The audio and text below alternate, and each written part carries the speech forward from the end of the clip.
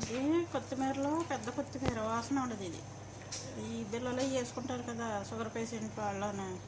ఏంటంటే ఉడకబెట్టేసి నీళ్ళు ఈ తుక్కు తీసేసి ఉడకబెట్టేసి నీళ్ళు తాగితే మంచిదంట. ఒక రోజుకు గ్లాసులు తాగితే 3 రోజుల దాకా ఉంచుకొని రోజుకు గ్లాసులు తాగాలంట. రోజుకి పొద్దున్న సందాల పొరగడుపున తాగినా పర్లేదు, ఎప్పుడైనా తాగినా పర్లేదు. రోజుకు గ్లాసు బకదూనెస్ అంటారు ఇక్కడ అరబీలో. ఇక్కడ మీ ఇంటికాడేమో కొత్తిమీరలో పెద్ద కొత్తిమీర వాసన ఉండదు. సరేనా? కిడ్నీలకు మంచిదంట. కిడ్నీలో రాళ్ళు రావంట.